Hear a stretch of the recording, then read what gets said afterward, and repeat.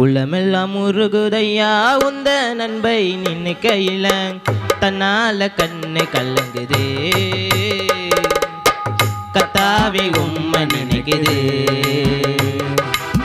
தன்னால கண்ணு கலங்குதே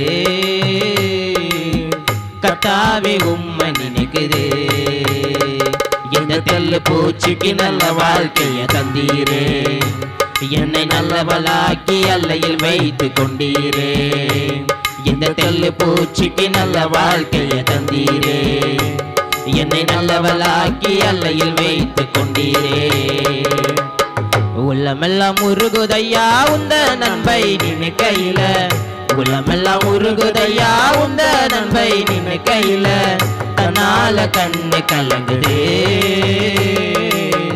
கத்தாவே உம்மை நினைக்குதே இந்த தெல்லு பூச்சிக்கு நல்ல வாழ்க்கைய தந்தீரே என்னை நல்லவளாக்கி அல்லையில் வைத்து கொண்டீரே இந்த தெல்லு பூச்சிக்கு நல்ல வாழ்க்கைய தந்தீரே என்னை நல்லவளாக்கி அல்லையில் வைத்து கொண்டீரே கருவில நாதையானேன் தெருவிலே நான் கிடந்தேன் கருவில் நாதையானேன் தெருவிலே நான் கிடந்தேன் அருகினில் வந்து என்னை அணைத்த அன்பு தெய்வமே அருகினில் வந்து என்னை அணைத்த அன்பு தெய்வமே உந்தனின் அன்பை நான் என்னவென்று சொல்லுவேன் உந்தனின் அன்பை நான் என்னவென்று சொல்லுவேன் அற்புதமே அதிசயமே உம்மை நான் என்று மறவேன் அற்புதமே அதிசயமே உம்மை நான் என்று மறவேன் சொல்ல முடியாத சிச்சுவேஷன், ரொம்ப கஷ்டமாயிடுச்சு. சரி, கண்களை மூடி. மகிமையின் ஆவியானவரே, இந்த இடத்துல அப்பா இந்த அடிமை வந்ததற்கு ஆண்டவரே ஏதோ ஒரு முகாந்திரம் வச்சுருக்கீங்களாப்பா. அப்பா இந்த இடத்துல வருவதற்கு எனக்கு தகுதி இல்லாண்டவரே, இந்த இடத்துல நான் நிற்பதற்கு தகுதி இல்லாண்டவரே, கிருபை தாங்கப்பா. எங்களோடு என்ன பேச போகிறீங்க என்பது ஆண்டவரே. அப்பா இந்த கழுதையை மறைத்து கர்த்தர் நீர் வெளிப்படுங்க ஆண்டவரே. அப்பா கேட்கிறதற்கு ஆண்டவரே காதுலவன் கேட்க கடவுன் என்று சொன்னீரப்பா.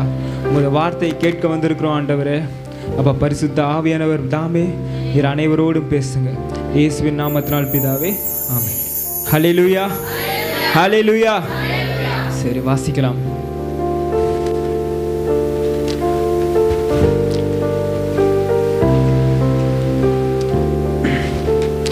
யோவான் 3ஆம் அதிகாரம் 3ஆம் வசனம்.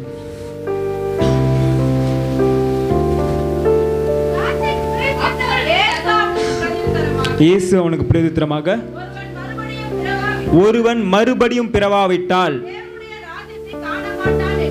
தேவனுடைய ராஜ்யத்தை காண மாட்டான் என்று. ஹல்லேலூயா, ஹல்லேலூயா. மறுபடியும் பிறக்கணும்னு சொல்றார் ஆண்டவர். ஹல்லேலூயா. சரி, ஓகே. அதிலே 5ஆம் வசனத்தை வாசிங்க. இயேசு பிரதித்திரமாக, ஒருவன் ஜலத்தினாலும் ஆவியினாலும் பிறவாவிட்டால் தேவனுடைய ராஜ்யத்தில் பிரவேசிக்க மாட்டான் என்று.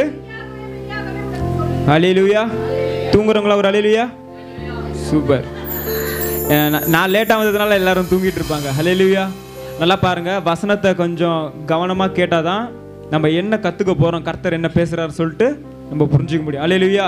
இங்கே என்ன சொல்லியிருக்கிறாரு? ஒருவன் ஜலத்தினாலும் ஆவியினாலும் பிறவாவிட்டால். ஓகே, சரி, உங்களுக்கு தெரிஞ்சது சொல்லுங்க. ஜலத்தினாலும் ஆவியினாலும் பிறக்கிறதுனா என்ன? சூப்பர். ஞானஸ்நானம், அபிஷேகம். ஹல்லேலூயா, ஹல்லேலூயா. சரி, ஓகே. 99% மக்கள் இதை தான் புரிந்து கொண்டிருக்கிறாங்க. ஜலத்தினாலும் ஆவினாலும் பிறந்தா என்னன்னா, நான் போய் தண்ணியில் போயிட்டு ஞானஸ்நானம் எடுத்துட்டு அந்நிய பாஷை பேசினா நான் பரலோகத்துக்கு போயிடலாம் அப்படின்னு சொல்லிட்டு நினச்சிட்டு இருக்காங்க. ஆனால் கர்த்தர் இன்று புதுவிதமாக பேச வருகிறார். ஹல்லேலூயா. ஒருவேளை இயேசு கிறிஸ்து தண்ணீர் ஞானஸ்நானத்தை குறித்து தான் சொல்லியிருந்தாருன்னா வெளிப்படையாக சொல்லியிருப்பாரு. போய் தண்ணியில் போய் குளிச்சுட்டு வாப்பா சொல்லியிருப்பாரா? சொல்லியிருக்க மாட்டாரா? ஹல்லேலூயா. சரி, இந்த ஜலத்தில் பிறக்கிறதுனா என்னன்னு சொல்லிட்டு நம்ம வாசிக்கலாம். ஜலம்னா என்ன? தண்ணி. சூப்பர். இந்த ஜலத்தை நம்ம எதுக்கெல்லாம் யூஸ் பண்ணுவோம்? குடிக்கிறதுக்கு. குடிக்கிறதுனா உயிர் வாழ, குளிக்கிறதுக்கு, சுத்தமாக. சூப்பர். எந்த ஒரு பொருளையும் க்ளீன் பண்ணுறதுக்கு இந்த ஜலம் நாம பயன்படுத்துகிறோம். அது நம்ம சர்ச் க்ளீனாக இருக்கலாம், ஒரு வண்டி க்ளீன் பண்ணுறதா இருந்தாலும் எந்த ஒரு காரியத்தை இருந்தாலும் என்ன வந்து ஜலத்தை வச்சு தான் நம்ம என்ன பண்ணுறோம், க்ளீன் பண்ணுறோம். அப்போ தண்ணீர் வந்து சுத்திகரிப்புக்கு ஒரு இதுவாக இருக்குது. ஸோ ஜலம் என்பது இந்த இடத்துல சுத்திகரிப்பதற்குன்னு சொல்லிட்டு நம்ம பார்க்குறோம். என்ன பண்ணுறோம்? சுத்திகரிப்பதற்கு. ஹல்லேலூயா. லேவியராகமத்தின் புஸ்தகம் 14ஆம் அதிகாரம் 9ஆம் வசனம்.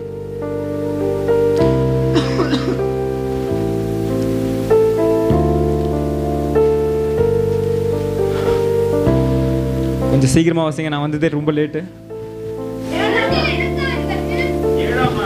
7ஆம் நாளில் தன் தலையையும் ஐயா லாஸ்ட் மட்டும், அதாவது ஜலத்தினால ஸ்நானம் பண்ணா, அதாவது என்ன பண்ணா, இப்போ ஒரு நம்ம டெத்துக்கு போனால் என்ன பண்ணுறோம், போயிட்டு வந்து குளிச்சுடுறோம். ஏன்னா தீட்டு நீங்கணும்னு சொல்லிட்டு சொல்லுவாங்க. ஒரு சிலரோட வீட்டிலலாம் போனோன்னு வச்சுங்களேன், அங்கேயே நில்லு, நம்ம அவங்களோட பொருளை தொட்டா என்ன பண்ணுவாங்க, லாஸ்ட் நம்ம போயிட்டு என்ன பண்ணுவாங்க தெரியுமா, தண்ணி ஊற்றி கழுவிடுவாங்க. அல்லேலூயா. நம்ம பெற்றோர்கள் என்ன பண்ணுவோம், என் புள்ள தப்பு பண்ணிட்டான், அதனால் என் புள்ள எனக்கு வேணாம் அப்படின்னு சொல்லிட்டு நம்ம என்ன பண்ணுவோம், தலை முழுக்குன்னு சொல்லிட்டு என்ன பண்ணுவோம், எல்லாத்துக்கும் என்ன யூஸ் ஆகுது. அல்லேலூயா. ஸோ இப்போ எந்த ஒரு அழுக்கான பொருளையும் க்ளீன் பண்ணுறதுக்கு இந்த ஜலம் உபயோகப்படுகிறது. அல்லேலூயா. சரி, ஓகே. இப்போ நம்ம சரீரம் வந்து அழுக்காக இருந்தால் தண்ணீரை வச்சு நம்ம சுத்திகரிக்கிறோம். எரேமியாவின் புஸ்தகம் 17ஆம் அதிகாரம் 9ஆம் வசனம்.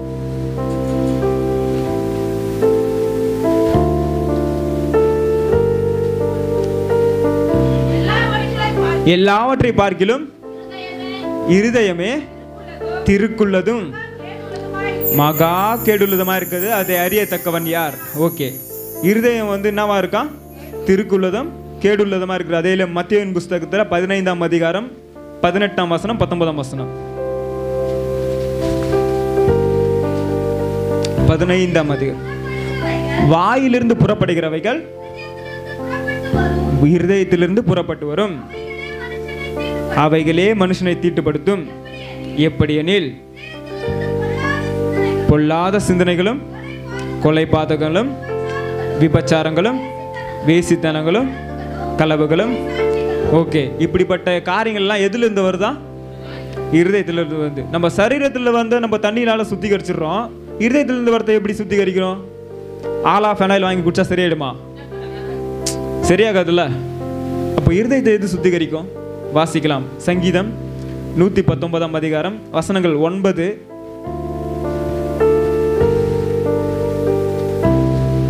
சங்கீதம் 119 வசனங்கள் 9. வாலிபன் தன் வழியை எதனால் சுத்தம் செய்வான்? உமது வசனத்தின்படி தன்னை காத்துக்கொள்வதனால. அதுல 11, நான் உமக்கு விரோதமாய் பாவம் செய்யாதபடிக்கு என்னுடைய இருதயத்துல வைத்து வைப்பேன். சரி, இப்போ இருதயத்தில் இருக்கிற அழுக்கை எது சுத்தம் பண்ணதா? தேவனுடைய வார்த்தை. அல்லேலூயா, அல்லேலூயா.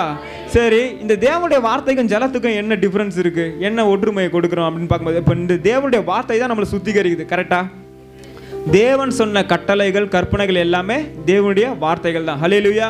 ஆமோஸ் தீர்க்கதரிசியின் புஸ்தகம் 8ஆம் அதிகாரம் வசனங்கள் 11 - 13 வரை.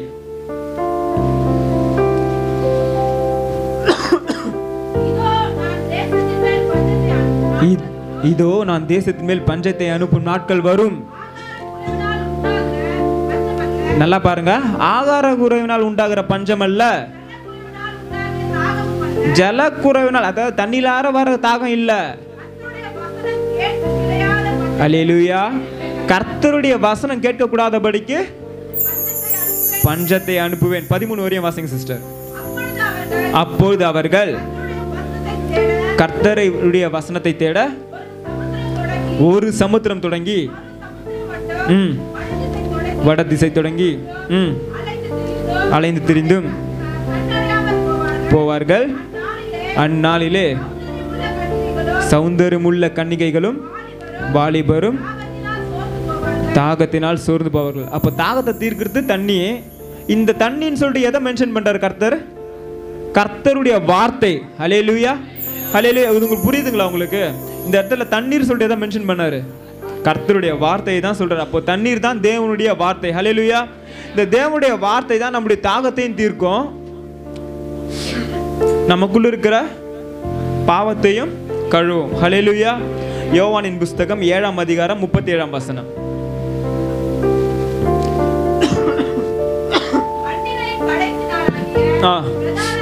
பிரதான நாளிலே இயேசு நின்று சத்தமிட்டு, ஒருவன் தாகமாயிருந்தால் என்னிடத்தில் வந்து பானம் பண்ண கடவன்.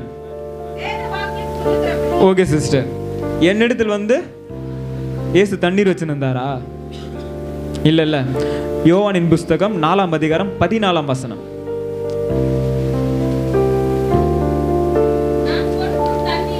நான் கொடுக்கும் தண்ணீரை குடிக்கிறவனுக்கோ ஒரு காலம் தாகம் உண்டாயிராது. நித்திய ஜீவ காலமாய். அல்லேலூயா. இப்போ தாகம் தீர்க்கிற ஜீவ தண்ணீர் யாரு? யாரு? இயேசு கிறிஸ்து. இந்த இயேசு கிறிஸ்து யாரு? யோவான் 1:1. அல்லேலூயா. ஆதியிலே அந்த வார்த்தை, அந்த வார்த்தை. ஹல்லேலூயா. ஹல்லேலூயா. இப்போ தெரியுதுங்களா? ஜீவ தண்ணீர் யாரு? இயேசு கிறிஸ்து தான். வார்த்தையானவரும் அவர் தான். ஹல்லேலூயா. இதே தான் மத்திய 4:4 பாருங்க.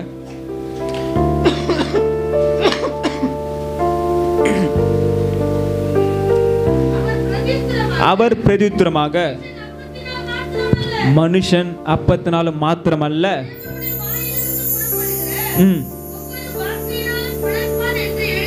ஹல்லேலூயா. ஹல்லேலூயா. இப்போ வார்த்தையினால நம்ம பிழைக்கணும்னா வார்த்தையினால பிறக்கணும். ஹல்லேலூயா. வார்த்தையினால பிறந்தாதான் நம்ம என்ன பண்ண முடியும்? தேவனுடைய ராஜ்யத்துக்குள்ள போக முடியும். ஏன் இந்த வார்த்தையினால பிறக்க சொன்னாரு? தண்ணீர் ஜலத்தினால பிறக்கணும்னு சொன்னார். ஏன் இந்த தண்ணீர் தான் நம்ம தெரிஞ்சுக்கணும் என்னது? தேவனுடைய வார்த்தை. ஏன் தேவனுடைய வார்த்தையில பிறக்க சொன்னாரு? அதுவும் பாசிக்கலாம். ஆதி மனிதன் என்ன பண்ணா? தேவனுடைய வார்த்தையை மீறினதுனால தான் பாவத்தில் விழுந்தான். ஹல்லேலூயா. வாசிக்கலாம். ஆதியாகமத்தின் புஸ்தகம் 5ஆம் அதிகாரம் 1ஆம் வசனம்.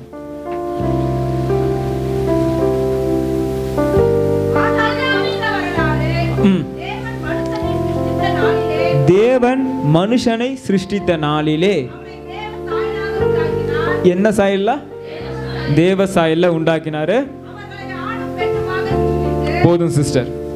ஃபர்ஸ்ட் உண்டாக்கப்பட்ட மனுஷன் எந்த சாயல்ல இருந்தாரு? தேவ சாயல். அதுலயே 3ஆம் வசனத்தை வாசிங்க. தன் சாயலாக. இங்க பாருங்க, உண்டாக்கப்பட்ட மனிதன் எப்படி இருந்தான்? தேவ சாயல இருந்தான். இப்போ இவன் பாவம் செஞ்சு தேவனுடைய சாயலை என்ன பண்ணிட்டான்? இழந்து இப்போ யாருடைய சாயல வர? வாசிங்க சிஸ்டர். தன் சாயலாக, தன் ரூபத்தின்படி. போதும் சிஸ்டர். உண்டாக்கப்பட்ட மனிதன் தேவ சாயல்ல, லாஸ்டா எந்த சாயல் வந்துச்சு? பாவ மனுஷனுடைய சாயல் வந்துச்சு. ஹல்லேலூயா. வாசிக்கலாம். சங்கீதங்களின் புஸ்தகம் 51ஆம் அதிகாரம் 5ஆம் வசனம்.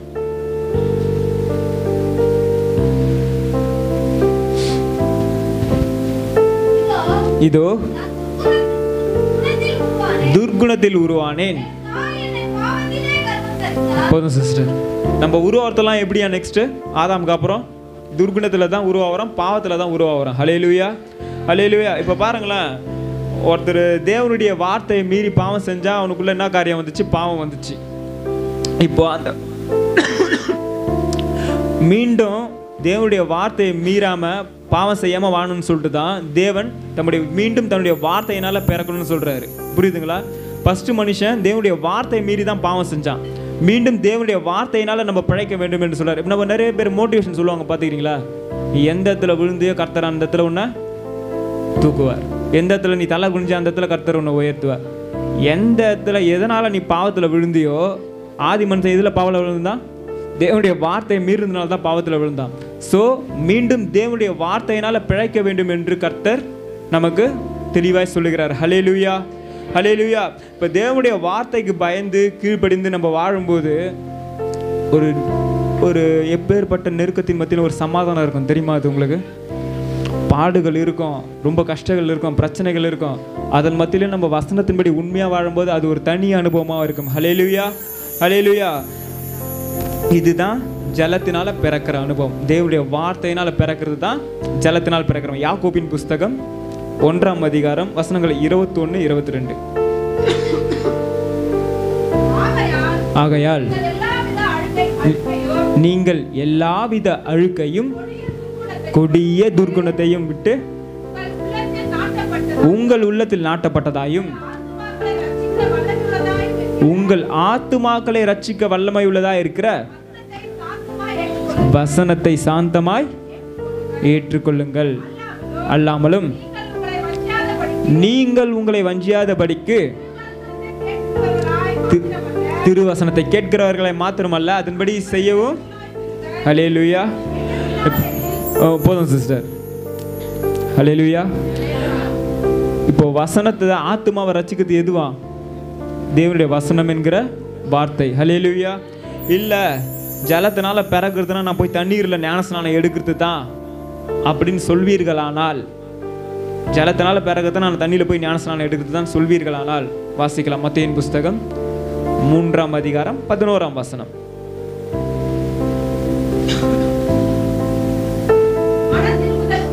மனம் திரும்புதலுக்கென்று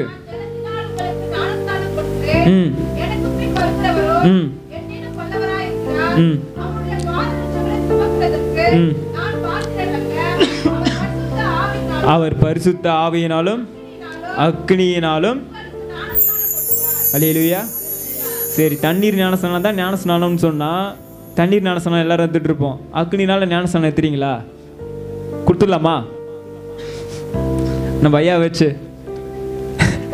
அல்லேலூயா. சரி, அப்போ ஆவியினால பிறகுறதுனா என்ன?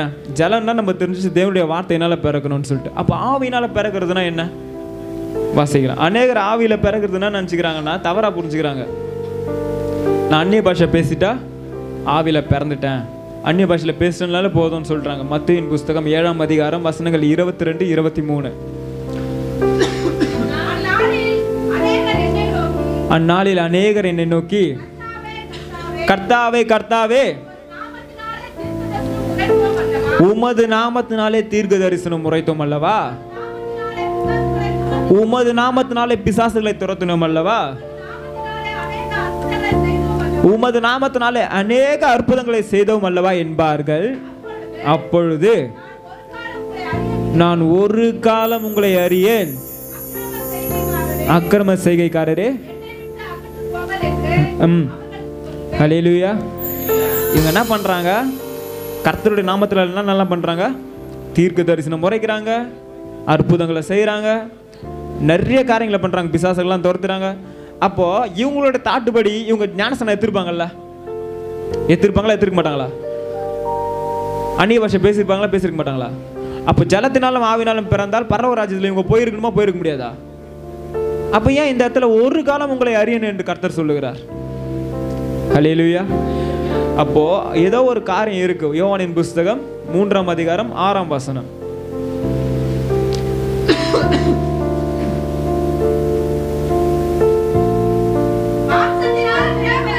மாம்சத்தில் பிறப்பது மாம்சமாய் இருக்கும், ஆவியினால் பிறப்பது. ஓகே சிஸ்டர், மாம்சத்தில் பிறகுறது என்னவா இருக்குமா? ஆவியில பிறகுறது. ரோமரின் புஸ்தகம் 8ஆம் அதிகாரம்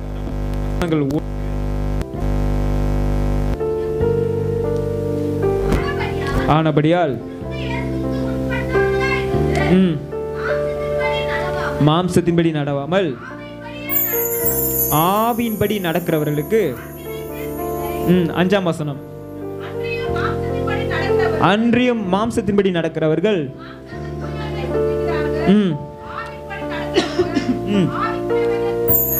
8:9 மாம்சத்துக்குட்பட்டவர்கள் தேவனுடைய ஆவி.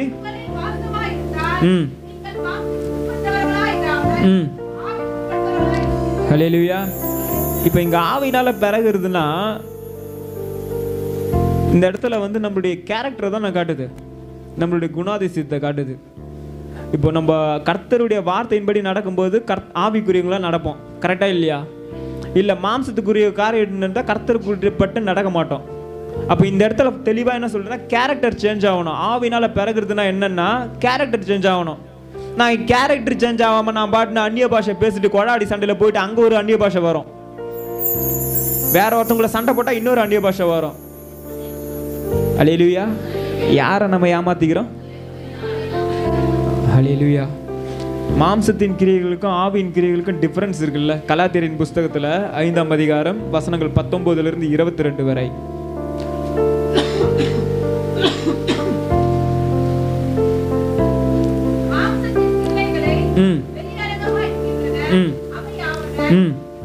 விபச்சாரம், வேசித்தனம், அசுத்தம், காமவிகாரம்,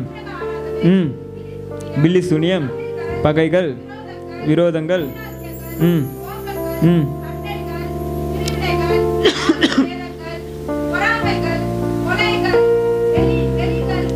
வெறிகள், களியாட்டுகள். ஓகே, இதுல மாம்சத்தின் கிரியையில் இங்க ஏதாச்சும் ஆவியின் செயல் ஏதாச்சும் ஒண்ணு இருக்கா?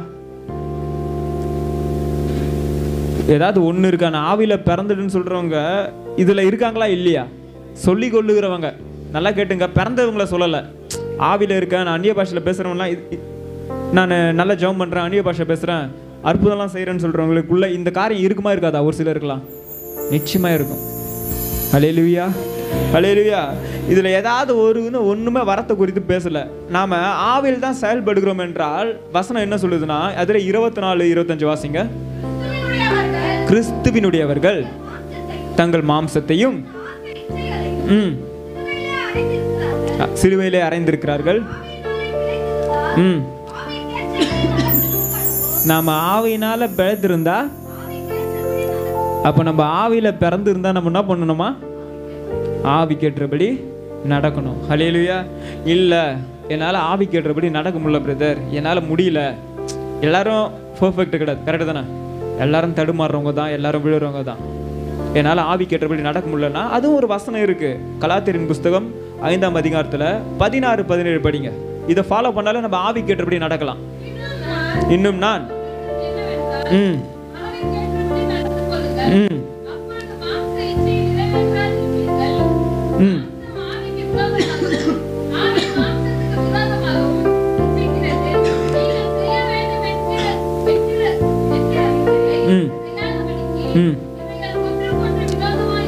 ஒன்றுக்கொன்று விரோதமா இருக்கிறது. இப்போ மாம்ச கிரியைகளை வெறுக்கிறதுக்கு தான் இங்க போட்டிருக்கு. ஆவி கேட்டபடி நடந்து கொண்டா மாம்ச கிரியை நம்ம என்ன பண்ண மாட்டோமா? நிறைவேற்ற மாட்டோம். ஹல்லேலூயா. நிறைய பேருக்கு ஆவி ஆத்மா சரீரம்னால என்னன்னு தெரியல. ஹல்லேலூயா, ஹல்லேலூயா. சரி, ஓகே. பாப்பாங்க வா வா, நீ வாப்பா, நீ வா. சட்டுன்னு வாங்கடா, டைம் இல்லை.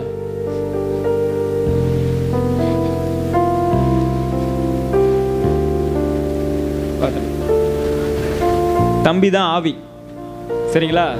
பாப்பா தான் ஆத்துமா. ஆத்துமா தான் உள்ளான மனுஷன். இந்த நல்லா கேட்டுங்க, இந்த ஜான் வீரா இருக்காருல்ல, ஜான், சரிங்களா? வெளியே சரீரம் தெரியுதா? சரீரம் நம்ம கண்ணுக்கு தெரிஞ்சிச்சு. தேவன் தந்த ஆவி தான் உயிர் நமக்கு, அது நம்ம கண்ணுக்கு தெரியாது. இந்த ஜான்ங்கிறவர் இந்த சரீரத்துக்குள்ள உள்ள இருக்கிறாரு. இவர் பேசுறாருல, உள்ள ஜான் பேசுறாரு, இந்த சரீரத்துக்குள்ள இருக்கிறாரு. புரியுதுங்களா? இது ஆத்துமா, தம்பி ஆவி, இவர் மாம்சம். வாங்க, இப்ப ரெண்டு பேரிலும் இந்த ஆத்துமா இப்படி வாப்பா. இந்த பாப்பாவை யார் ஈஸியா வலிச்சுட்டு போயிட முடியும்? மாம்சம். ஏன்னா மாம்சம் எப்படியா இருக்கு, அந்த அளவுக்கு இந்த தம்பி இருக்கிற மாதிரி இல்லை. சரியா? தம்பி கிண்டல் பண்ணல, தம்பி இருக்கிற மாதிரி இல்லை. ஏன்னா மாம்சம் எப்படி இருக்கு? ஆவி ஸ்ட்ராங்கா இருக்கு, மாம்சம் பலவீனமா இருக்கு. இப்போ இந்த ஆத்மா யாரோட அதிகமாக ஸ்பெண்ட் பண்றாரோ அவங்க கூட தான் போவாங்க. புரியுதுங்களா? உட்காருங்க. தேங்க்ஸ், ரொம்ப தேங்க்ஸ். இப்போ தெரியுதுங்களா? உள்ளான மனுஷன் ஆத்மா நம்ம மாம்சத்தில் செயல்பட்டா மாம்ச கிரியையில் தான் ஃபுல்லாக செயல்பட்டுன்னு இருப்போம். நம்ம பைபிள் காரியம் படிச்சுட்டு ஜபத்தில் இருக்கும்போது கர்த்தர் சொன்ன வார்த்தையை கேட்கும்போது எப்படி இருப்போமா? ஆவி கேட்டபடி நடந்து கொள்ளுவோம். ஹல்லேலூயா, ஹல்லேலூயா. இப்போ தெரியுதுங்களா? ஆவி ஆத்மா சரீரம்னா என்னன்னு தெரிஞ்சிச்சிங்களா? ஹல்லேலூயா. தூங்குறவங்களா? ஹல்லேலூயா. சரி, ஹல்லேலூயா, நல்லது.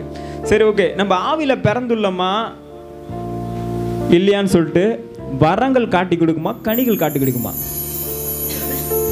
உங்ககிட்ட தான் கேட்குறேன், சொல்லுங்க. கனிகள் தான் காட்டி கொடுக்கும். பிகாஸ் வரங்களை வைத்து தப்பு பண்ணுறவங்க நிறைய பேர் இருக்காங்க, நம்ம பார்த்துருப்போம் எத்தனையோ பேர். நான் அவங்கள குறை சொல்லலை, அதை வைத்து வியாபாரம் பண்ணுறவங்களும் இருக்காங்க. ஏன்னா வரத்தை வச்சுட்டு நிறைய பேர் வந்து இப்படி பிஸ்னஸ் பண்ணுறவங்களும் இருக்காங்க. ஹல்லேலூயா. அப்போது நான் ஆவியில் பிறந்தேன் என்பதை எது காட்டி கொடுக்கும்?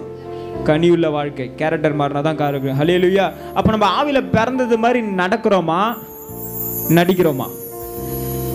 அதையும் பார்த்துடலாம், ஈஸியாக கண்டுபிடிச்சலாம். மத்தேயுவின் புஸ்தகம் 7ஆம் அதிகாரம் 20ஆம் வசனம்.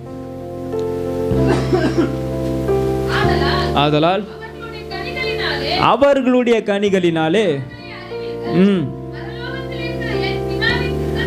பரலோகத்தில் இருக்கிற என் பிதாவின் சித்தத்தின்படி செய்கிறவனே பரலோகத்தில் பிரவேசிப்பானே அல்லாமல் என்னை நோக்கி கர்த்தாவே கர்த்தாவே என்று சொல்லுகிறவன். ஹல்லேலூயா. அப்போ எதனால நம்ம காட்டி கொடுக்கப்படுவோமா? அவர்களுடைய கனியினாலே அவர்களை அறிவீர்கள்.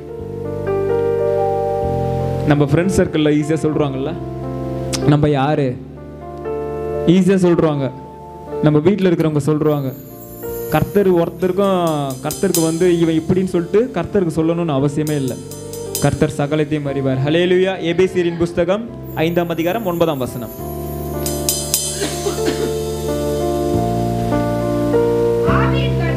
ஆவியின் கனி, ஆவியின் கனி சகல நற்குணத்திலும் நீதியிலும் உண்மையிலும் விளங்கும். ஆவியின் கனி எனக்குள்ள செயல்படுதுன்னா சகல நற்குணமும் இருக்குமா, நீதியும் இருக்குமா, உண்மையும் இருக்குமா? அது நமக்குள்ள இருக்கான்னு சொல்லிட்டு நம்ம என்ன பண்ணணுமா? ஆராய்ஞ்சு பார்த்தா தேவனுடைய ராஜ்யத்துக்குள்ள போவோம். ஹல்லேலூயா, ஹல்லேலூயா. சரி, மத்தேயுவின் புஸ்தகம் 21ஆம் அதிகாரம் 43ஆம் வசனத்துல 21:43.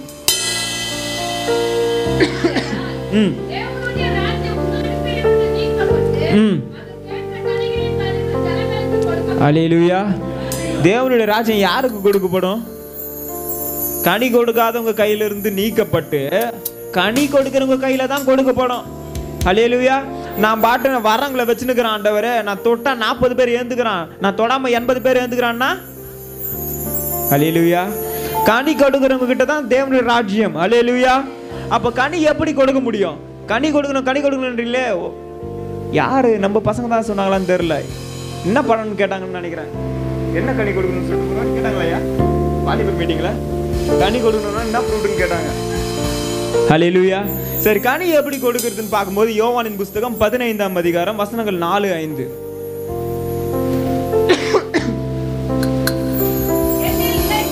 என்னில் நிலைத்திருங்கள், நானும் உங்களில் நிலைத்திருப்பேன்.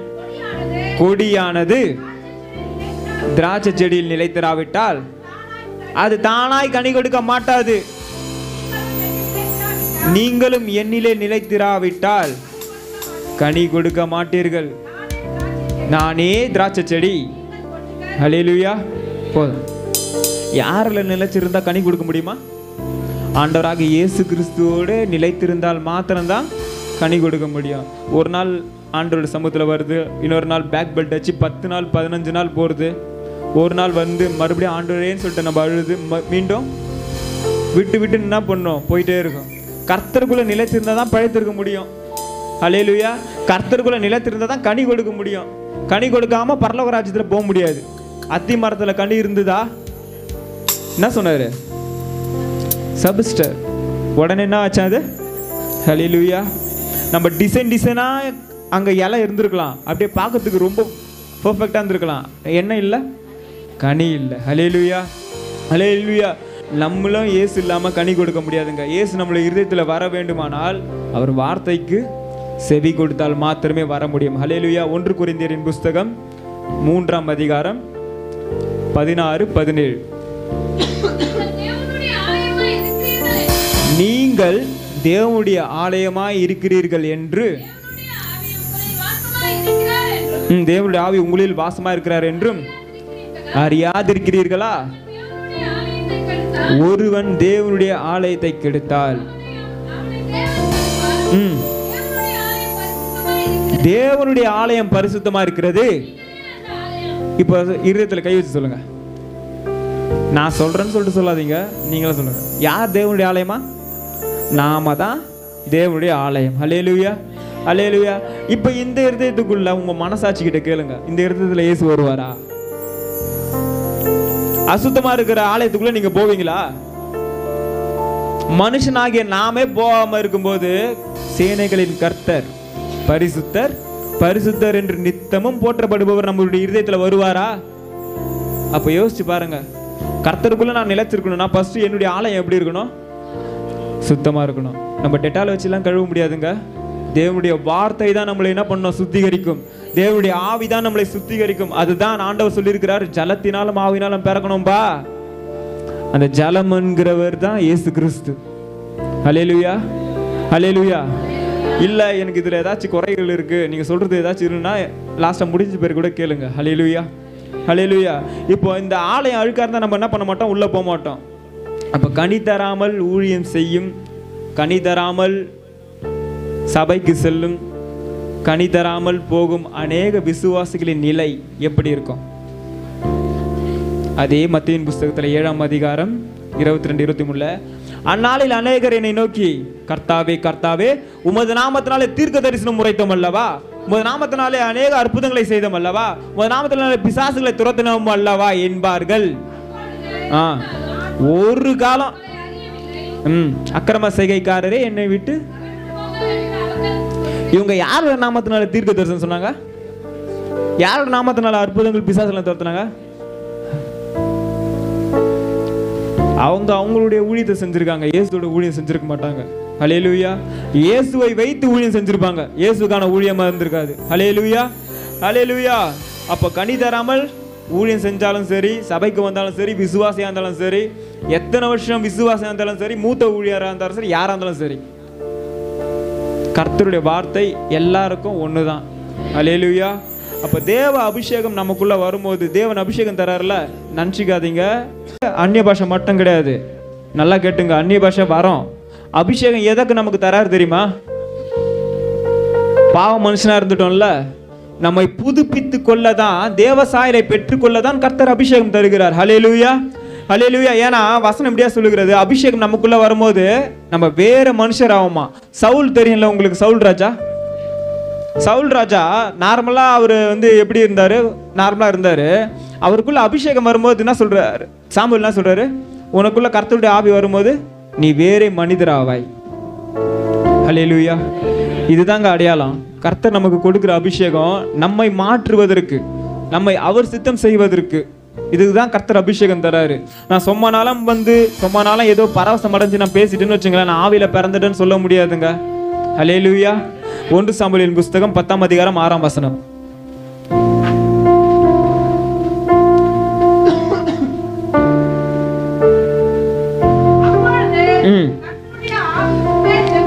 இறங்குவார், தீர்க்க தரிசனம் சொல்லி வேறே மனுஷனாவாய். போதும் சிஸ்டர். இது யாருக்கு சொல்றதுன்னு சாமுவேல் சொல்றாரு, சவுலை பார்த்து சொல்லுகிறார். ஹல்லேலூயா. கர்த்தருடைய ஆவியானவர் உன் மேல வரும்போது நீ வேற மனுஷனாவ, அவர் தீர்க்க தரிசனம் சொல்லி. ஹல்லேலூயா. இப்போ ஆண்டவருடைய வார்த்தை நமக்குள்ள இருக்கும்போது, கர்த்தருடைய அபிஷேகம் நமக்குள்ள இருக்கும்போது பிரச்சனை இருக்காது. அதை மீறி நம்ம பாவம் செய்யும் போது ஆவியானவர் நம்மளை விட்டு போறது தெரியாது. சவுல் ஒரு எக்ஸாம்பிள், சிம்சோன் அதுக்கு மேல ஒரு எக்ஸாம்பிள். தெரியல சிம்சோனை பத்தி நிறைய காரியம் நம்ம படிச்சிருப்போம். ஹல்லேலூயா. இன்னைக்கு அநேகர் அபிஷேகத்துல நிரம்புறாங்க, பற்பல பாஷைகளை பேசுறார்கள். இன்னும் பழைய ஜென்ம சுபாவம் இன்னும் போல இன்னும் போகாமலே இருக்கு. நான் அப்படியே தான் இருப்பேன், ஆனா நான் பேசுறதெல்லாம் எப்படி பரலோக பாஷை, தூதர் பாஷை கூட பேசுவாங்க ஒரு சிலர். ஹல்லேலூயா. யாரையும் நான் கிண்டல் பண்ணலங்க, நடக்கிற உண்மையை சொல்றேன், சத்தியத்தை சொல்லணும், சத்தியத்தை சத்தியமா சொல்லணும் ஆண்டவர் சொல்லியிருக்கிறார். ஹல்லேலூயா. இன்னும் ஜென்ம சுபாவம் போகாம தங்களை தாமலே ஏமாத்திக்கிறாங்க, மற்றவங்களையும் ஏமாத்திக்கிறாங்க. ஹல்லேலூயா. வசனம் சொல்லுது, மோசம் போகாதீர்கள், தேவன் தம்மை பரியாசம் பண்ண விட்டார், மனுஷன் எதை விதைக்கிறானோ அதை தான் அறுப்ப. ஹல்லேலூயா. அப்ப நம்முடைய குணாதிசயம் மாறாம நான் ஆவில பிறந்தான் சொல்ல முடியாது. என்னுடைய கேரக்டர் மாறாம நான் ஆவில பிறந்தான் சொல்ல முடியாது. நான் ஜலத்தினால ஆவினால நான் ஞானஸ்நானம் நான் அந்நிய பாஷை பேசுறேன்னு சொல்லிட்டு நான் பரலோகத்துல போயிட முடியாது. இயேசு கிறிஸ்து எப்படி இருந்தாரோ அது மாதிரி மாறணும். ஒரு 0.1% மாறணும். 0.1, not 1%. ஹல்லேலூயா. இயேசு கிறிஸ்துடைய பார்வையில பரிசுத்தம், அவருடைய பேச்சில பரிசுத்தம், அவருடைய நடக்கைகள் எல்லாவற்றிலும் பரிசுத்தம். அவர் சொல்றாரு, உலகத்தின் அதிபதி வருகிறான், என்னிடத்தில் அவனுக்கு ஒன்றுமே இல்லைன்றாரு. எந்த மனுஷனும் சொல்ல முடியாதுங்க. He is perfect, he is genuine. இயேசு கிறிஸ்து ஒருத்தர் தான். அப்ப அவருடைய ரத்தத்தினால கழுவப்பட்டு அவருடைய வார்த்தையினால் நம்ம சுத்திகரிக்கப்படும் போதுதான் நம்ம எப்படி அவரை மாதிரி மாறுவோமா? ஹல்லேலூயா, ஹல்லேலூயா. தேவன் எப்படியா இருக்கிறாரு? தேவன் ஆவியா இருக்கிறார். கரெக்டா? தேவன் அன்பா இருக்கிறார். அன்பில்லாதவன் தேவனை அறியான். அன்பு யாரால உண்டாயிருக்கு? சூப்பர். ஒருவன் கிறிஸ்துக்குள் இருந்தா புது சிருஷ்டினா எப்படி காட்டுவோம்? புது ட்ரெஸ் மட்டும் மாத்திட்டு நான் புது சிருஷ்டி ஆயிட்டேன்னு சொல்ல முடியுமா? நம்முடைய பழைய சுபாவம் குணாதிசயம் மாறாம நான் புது சிருஷ்டின்னு சொல்லிட்டு சொல்ல முடியாது. ஹல்லேலூயா. நல்லா கேட்டுங்க. பாவத்துல மரிச்சவங்களுக்கும் பாவத்திற்கு மரித்தவங்களுக்கும் வித்தியாசம் இருக்கு. புரியுதுங்களா? பாவத்துல செத்தவங்களுக்கும் சரி, பாவத்திற்கு செத்தவங்களுக்கும் வித்தியாசம் இருக்கு. அந்த வித்தியாசத்தை காட்டதான் நம்மள ஆண்டவர் அழைச்சிருக்கிறாரு. ஹல்லேலூயா, ஹல்லேலூயா. ஸோ நம்ம ஆவியில பிறந்தோம்னு சொல்லிட்டு எதை காட்டுறோம்? கனியை வச்சு தான் காட்ட முடியும். ஹல்லேலூயா. கனியை வச்சு கிரியை செய்து அதனால தான் வித்தியாசத்தை காட்ட முடியும். அப்போ நீங்கள் கேட்கலாம், அப்போ ஜலத்தினாலும் ஆவியினாலும் பிறக்கிறது ஞானஸ்நானம் இல்லையா பிரதர் அப்படின்னு சொல்லிட்டு வரும்போது, ஞானஸ்நானம்னா என்னன்னு ஃபர்ஸ்ட் சொல்லிடுறேன். 1 பேதுருவின் புஸ்தகம் 3ஆம் அதிகாரம் 21ஆம் வசனம். கொஞ்சம் சீக்கிரமா எடுங்களா.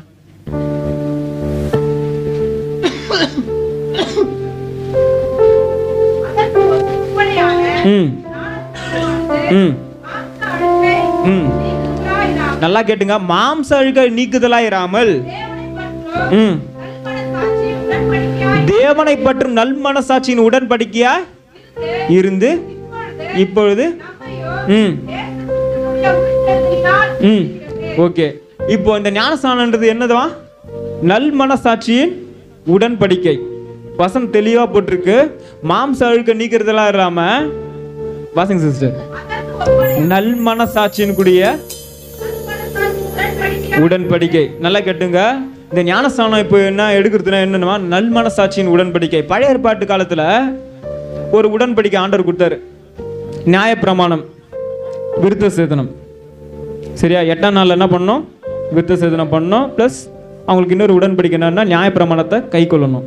இப்போ புதிய ஏற்பாட்டு காலத்துல நல் மனசாட்சியின், நல்லா கேட்டுங்க, நான் போயிட்டு தண்ணியில முக்கிட்டு, அதாவது வசனம் தெளிவா சொல்லிருக்கு, மாம்ச அழுக்க நீக்குதலா இராம இல்லப்பா, தேவனை பற்றும் நல் மனசாட்சி, அதனுடைய உடன்படிக்கை தான் இந்த ஞானஸ்நானம். ஹல்லேலூயா.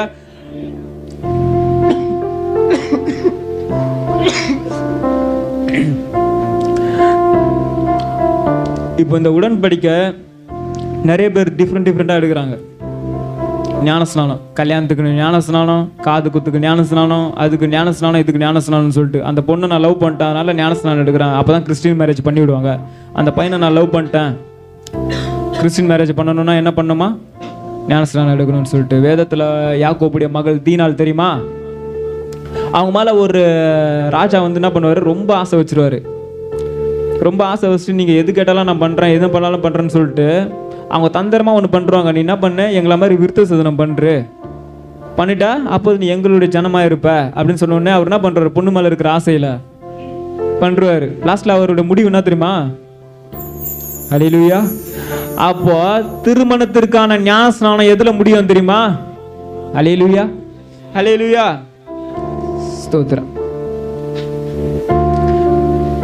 ஞானஸ்நானம் என்னன்னு சொல்லிட்டு ஒரு சகோதரி கிட்ட கேட்டேன். 2 வருஷம் சர்ச்சுக்கு போனா குத்துருவாங்க, தொடர்ந்து கரெக்டா போனா டைமுக்கு வந்தா குத்துருவாங்க. பொய் சொல்லலைங்க, என் காதால நான் கேட்டது. 2 வருஷம் சர்ச்சுக்கு போனா குத்துருவாங்க, இது போனா அங்க போனா குத்துருவாங்க. ஞானஸ்நானம் என்னன்னு தெரியாம எடுத்துட்டு பந்தி எடுத்துட்டா, தெரியாம அபாத்திரமா பந்தி எடுத்தா ஆக்கணையை அடையுமா அடைய மாட்டோமா? ஞானஸ்நானம்னே என்னன்னு தெரியல, பந்தி ஏதோ பிரெட் தராங்கன்னு சொல்லிட்டு அவங்க தெரியாம சாப்பிட்டுருவாங்க. அதை அடி யாருக்கு விழும்? ஹல்லேலூயா. ஞானஸ்நானம் என்னன்னு தெரிஞ்சுக்க. ஞானம் பிளஸ் ஞானம். எப்போ ஞானம் வரும்? கர்த்தருக்கு பயப்படுதலே ஞானத்தின் ஆரம்பம். எது கர்த்தருக்கு பயப்படுற பயம்? தீமையை வெறுப்பது கர்த்தருக்கு பயப்படுற பயம். சரிங்களா? ஹல்லேலூயா. இயேசு கிறிஸ்து எப்படி ஞானஸ்நானம் கொடுக்க சொன்னார் தெரியுமா? எனக்கு ஒரு 5 நிமிஷம் டைம் தரீங்களா? இல்ல முடிச்சிருன்னு சொல்றவங்க மட்டும் ஹல்லேலூயா சொல்லுங்க. ஒரு 5 நிமிஷம் தரீங்களா? ஹல்லேலூயா. ரொம்ப நன்றி. ஓகே. இயேசு கிறிஸ்து எப்படி ஞானஸ்நானம் எடுக்க சொன்னார் தெரியுமா? வாசிக்கலாம். மத்தேயுவின் புஸ்தகம்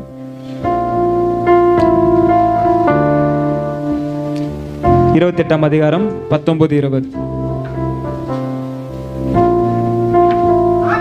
ஆகையால் புறப்பட்டு போய் ம் ம்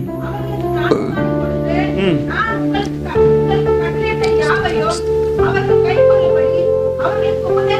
ஹல்லேலூயா. இங்க என்ன சொல்றாரு? ஃபர்ஸ்ட்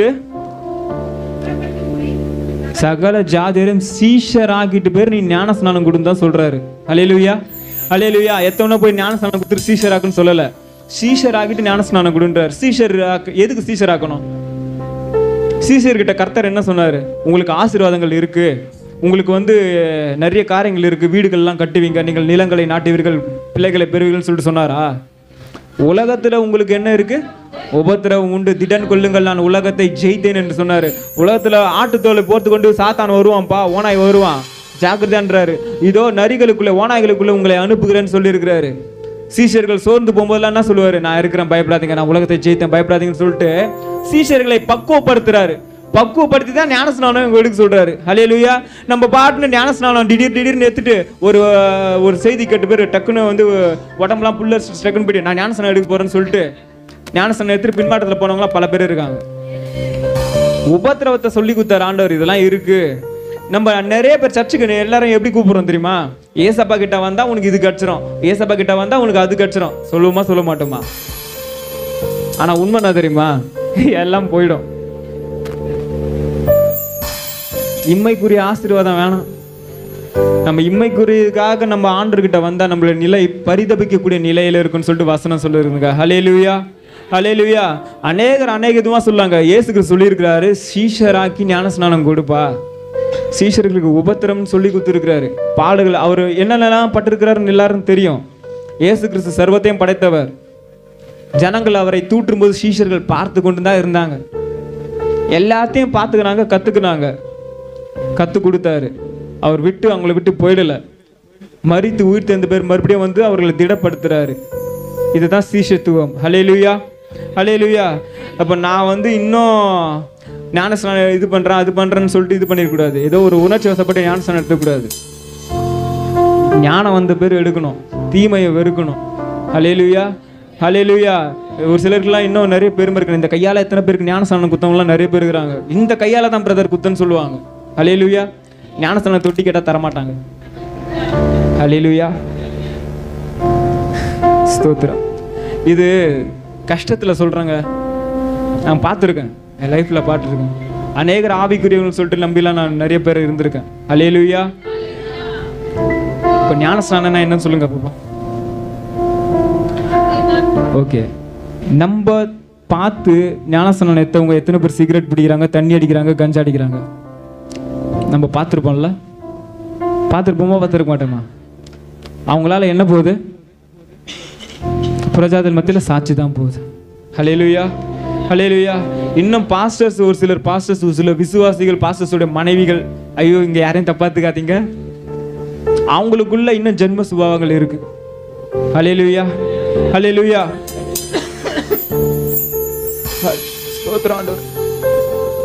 நம்ம மனம் மாறாமல் இயேசுவை ஏத்துக்கணும் ஒரு பிரயோஜனமும் இல்லை.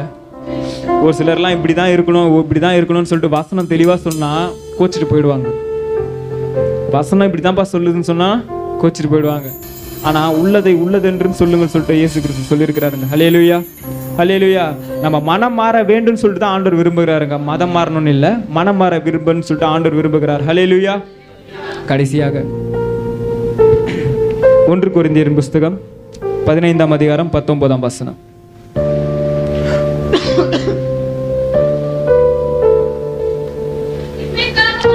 இம்மைக்காக மாத்திரம்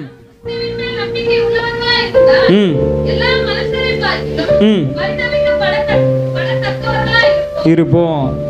அதாவது இந்த உலக காரியத்துக்காக இயேசுகிட்ட வந்தா எனக்கு லவ் ஓகே ஆயிடும், இயேசுகிட்ட வந்தா எனக்கு பைக் கச்சிரும், இயேசுகிட்ட வந்தா எனக்கு காலேஜ் கச்சிரும்னு சொல்லிட்டு இம்மைக்காக மாத்திரம் நம்ம கிறிஸ்துவின் நம்பிக்கையுள்ளவர்களா இருந்தால் நம்முடைய நிலைமை எல்லாவற்றை பார்க்கிலும் பரிதபிக்கக்கூடிய நிலையில இருக்கும். ஹல்லேலூயா ஹல்லேலூயா. ஒரு சகோதரர் என்கிட்ட கேட்டாரு, சர்ச்சுக்கு போறீங்க, வசனம்லாம் கேட்குறீங்க, வசனம்லாம் படிக்கிறீங்க, இன்னும் மாறாமலே இருக்கிறீங்களாயான்னு கேட்டிருக்கிறாரு. இன்னும் உங்களுக்கு அவன் அக்கிரமா அவ்வளோ பண்ணுறான், இப்படி பண்ணுறாயான்னு சொல்லிட்டு நம்ம சொல்றது ஒன்னே ஒன்று தான், கிறிஸ்தவனை பார்க்காத கிறிஸ்துவ மட்டும் பாரு. ஏன்னா இந்த ஜலத்தினாலும் ஆவினாலும் பிறந்தவங்களுக்கு ஒரு காரியம் இருக்கு. அப்போஸ்தலர் 1:8 1:8 பரிசுத்த ஆவி உங்களிடத்தில் வரும்போது நீங்கள் பலனடைந்து எருசலேமிலும் யூதேயா முழுவதிலும் சமராவிலும் பூமியின் கடைசி பரியந்தமும் எனக்கு சாட்சிகளா இருப்பீர்கள். அப்போ பரிசுத்த ஆவியானவர் எனக்குள்ள நான் அபிஷேகம் வரும்போது யாருக்கு சாட்சியா இருப்போமா? கர்த்தருக்குன்னு சாட்சியா இருப்போமா? ஹல்லேலூயா, ஹல்லேலூயா. வெளிப்படுத்தின விஷயத்துல இதுதான் சொல்றாரு, ஒருவன் வாசற்படியில நின்று தட்டுகிறேன், ஒருவன் என் சத்தத்தை கேட்டு கதவை திறந்தால் அவனிடத்தில் பிரவேசிப்பேன். இயேசு கிறிஸ்து ஜெனியூன். டபுக்குன்னு வந்து பூந்துட மாட்டாரு, கேட்பாரு வரட்டுமா வரட்டுமான்னு சொல்லிட்டு. நம்ம தான் இக்னோர் பண்ணிட்டு இருக்கோம். ஹல்லேலூயா. ஏன்னா நம்ம ஞானஸ்நானம் எப்படி எடுக்கணுமா? அப்போஸ்தலர் 2:38 மனம் திரும்பி ஞானஸ்நானம் பெறணுமா? நான் மனம் மாறாம ஞானஸ்நானம் எடுக்கிறது குளிக்கிறதுக்கு தான் சமங்க. ஹல்லேலூயா, ஹல்லேலூயா.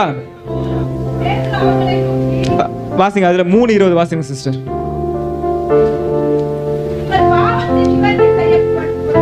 பொருட்டு நீங்கள் மனம் திரும்பி குணப்படுங்கள். அல்லேலூயா. எல்லாம் முழங்கால் படிடுங்க. எசேக்கியேல் புத்தகம் எல்லாம் முழங்கால் படிங்க.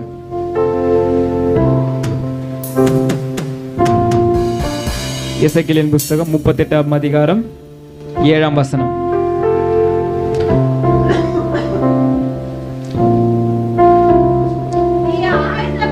நீ ஆயத்தப்படு. ஹல்லேலூயா. போதும் சிஸ்டர். ஃபர்ஸ்ட் யார் ஆயத்த பண்ணுமா? யார் ஆயத்த பண்ணுமா? நான் ஆயத்தப்படணும், அப்புறம் தான் மற்றவங்களை ஆயத்தப்பட முடியும். நான் ஆயத்தமாவதற்கு தான் கனி வேணும். நான் மற்றவங்களை ஆயத்தப்படுத்துறதுக்கு வரம் இருந்தா போதும். நான் ஆயத்தப்படணும், நான் பரலோகம் போகணும்னா எனக்குள்ள என்ன வேணும்? கனி வேணும். ஹல்லேலூயா. ஒருவன் ஜலத்தினாலும் ஆவினாலும் பெறவாவிட்டால் அவன் தேவனுடைய ராஜ்யத்தில் பிரவேசிக்க மாட்டான். உலகத்துல பல கோடி மக்கள் இருக்காங்க, இந்த ஏரியால நிறைய மக்கள் இருக்காங்க. கர்த்தர் ஏன் நம்ம தெரிஞ்சுக்கினாரு? நம்மளை ஏன் அழைச்சிருக்கிறாரு? நம்மளை ஏன் ஆயத்தப்படுத்துறாரு? நம்ம மற்றவங்களை ஆயத்தப்படுத்தணும்னு சொல்லிட்டு தான் நம்மளை ஆயத்தப்படுத்துறாரு. ஹல்லேலூயா. நான் இங்க ஆயத்தப்படாமல் பிறரை நான் ஆயத்தப்படுத்த முடியாது. என்னுடைய ஆத்மாவை நான் ஆயத்தப்படுத்தாமல் பிறருடைய ஆத்மாவை ஆயத்தப்படுத்த முடியாது. ஹல்லேலூயா, ஹல்லேலூயா. கண்களை மூடலாம்.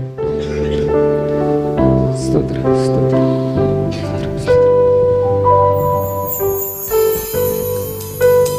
எல்லாம் அப்படி தேவ சமத்துல ஒப்பு கொடுத்து அப்படி தேவ சமூக கண்களை மூடி இருப்போம். அத்திமரத்தின் கிட்டே கடந்து வாருங்கள். அது இயேசுவையே இழுத்து விட்டதான். அந்த அத்திமரம் பார்க்கறதுக்கு ரொம்ப அழகா செழிப்பா இருக்குது. ஒருவேளை வரங்களை உள்ளவர்கள் இடத்துல நம்ம என்ன பண்ணுவோம்? இழுக்கப்பட்டு கிட்ட போவோம். ஆனா உள்ள கனி இல்லைன்னு வச்சுங்களேன், ஆண்டவர் சபிச்சிருவாரு. நான் ஒருவேளை இங்க வரங்களை நம்பி வந்திருக்கலாம், ஆனா கனி என் வாழ்க்கையில இல்லை, மாற்றம் என் வாழ்க்கையில இல்லைன்னா, நான் ஆயத்தப்படவில்லை என்றால் நிச்சயமாய் என் நிலை தேவனுக்கு பிரியமா இருக்காது. கிட்ட போய் ஆண்டவரே இழுக்கத்தக்கதாக அந்த அத்திமரம் அத்தனை அழகு நிறைந்ததா இருந்ததாம். கர்த்தர் போய் தேடி பார்க்கிறாராம், அது கனி ஒன்றும் இல்லை என்று அதை சபித்து விட்டார். ஆண்டவரோட ஒப்பு கொடுங்க. ஆண்டவரே, உம்மோடு கூட நான் இணைக்கப்பட வேண்டுமானால் என் கனிகளினாலே நீங்க அறியப்படத்தக்கதாக இருக்க வேண்டும். ஆண்டவரே, நீங்க அறியப்படத்தக்கதாக இருக்க வேண்டும். என வேதம் சொல்கிறது, அந்தந்த மரத்தின் கனியினாலே அதை அறிவார்களாம். நம்ம அறியப்படத்தக்கதாக ஆண்டவரே, நீங்கள் எங்களை அறிந்து கொள்ளத்தக்கதாக, நாங்கள் உமக்கு பிரியமா இருக்கத்தக்கதாக எங்களை தாழ்த்து கொண்டும் தரை மட்டுமாய் இணைந்து விட வேண்டும் என்று நினைத்துத்தான் ஆண்டவரே நாங்கள் கடந்து வந்தோம். ஆனால் எங்களுக்குள்ளே நீ விரும்புகிற கனி இல்லாத போது உம்மை அறியேன் அக்கிரமக்காரியே என்று நீ எங்களை புறம்பே தள்ளிவிடாதபடிக்கு ஆண்டவரே, நீர் எங்கள் அருகிலே கடந்து வருகிறதற்கு நாங்கள் பாத்திரவான்களாய் இருக்க வேண்டும். எங்கள் கனிகளினாலே எங்களை நீர் அறிய வேண்டும். ஆண்டவரே, எங்களை தாழ்த்தி ஒப்பு கொடுக்கிறோம். ஒருவன் ஜலத்தினாலும் ஆவியினாலும் பிறக்க வேண்டும் என்று நீ விரும்புகின்றீர். ஆண்டவரே, நாங்கள் அப்படி பிறக்கத்தக்கதாக ஒரு பிறப்பை எங்கள் வாழ்க்கையில முன்குறித்து கொடுங்க. ஆண்டவரே, இதனால் அருமை தாசரை கொண்டு எங்களோடு கூட பேசினீர். நாங்கள் செயலற்றவர்களாய் இருக்கக்கூடாதபடிக்கு நீ முதல்ல உன்னை செயல்படுத்து, அப்பதான் உன் கூட்டத்தை செயல்படுத்த முடியும் என்று எங்களையும் தட்டி எழுப்பினீர். இந்த நாளிலே ஒருவேளை கனி இல்லாத வாழ்க்கை எங்கள் இடத்துல இருக்குமானால் கர்த்தரிடத்துல ஒப்பு கொடுக்கிற ஆண்டவரே, மறுபடியும் பழைய வாழ்க்கையில திரும்பி பழைய பேச்சை பேசி பழைய நடக்கையில இருந்து நான் கனியற்ற வாழ்க்கை வாழாதபடிக்கு கனியுள்ள வாழ்க்கை வாழத்தக்கதாக ஆவியில ஒரு மாற்றத்தை கொடுக்க ஆண்டவர் ஆவியில பிறக்க செய்யுங்க ஆண்டவரே. அப்போ நான் ஆண்டவரோடு கூட இணைக்கப்பட்டு விடுவேன், ஆண்டவரோடு கூட இணைக்கப்பட்டு விடுவேன். மாம்ச சிந்தைக்காக நான் வராதபடிக்கு மகிமையின் தேவனோடு கூட இணைய வேண்டும் என்று நான் தேவ சமூகத்துக்கு வர வேண்டும் ஆண்டவரே. அப்படிப்பட்ட ஒரு வாழ்க்கையை உள்ள எல்லா பிள்ளைகளுக்கும் தேவனுடைய ஆவியானவர் இந்த நாளில் ஏதோ தகப்பனே அக்கினியாய் அபிஷேகமாய்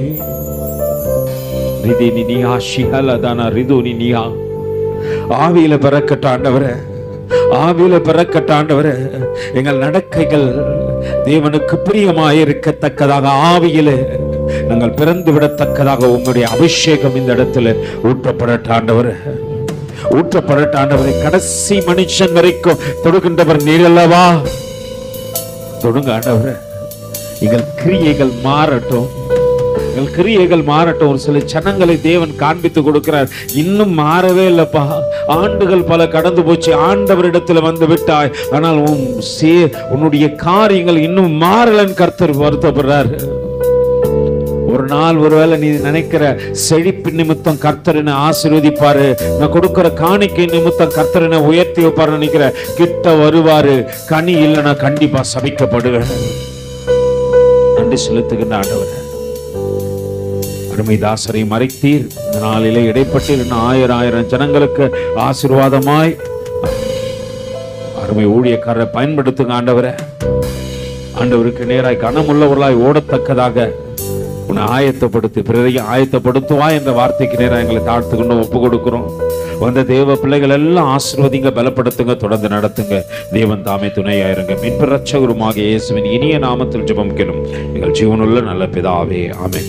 எல்லா பரத்துக்கு நேராக கைகளை உயர்த்தி பரிசுத்த ஆவியான இடத்துல ஒப்பு கொடுத்து முழு இருதயத்தோடு முழு ஆத்மாவோடு முழு பலத்தோடு கூட சேர்ந்து சொல்லுவோமா? என் ஆத்மாவே, என் முழு உள்ளமே, என் ஆத்மாவே கர்த்தர் செய்த சகல உபகாரணங்களையும் மறவாதே. ஆமென்.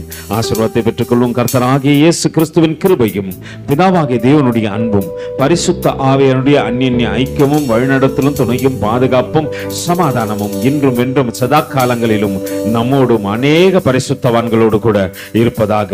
ஆமென். ஹல்லேலூயா, ஹல்லேலூயா, ஹல்லேலூயா, ஆமென். கர்த்தரை கைப்பிடிச்சு சொல்லுங்க, கர்த்தர் உங்களை முன்குறித்து இருக்கிறார்.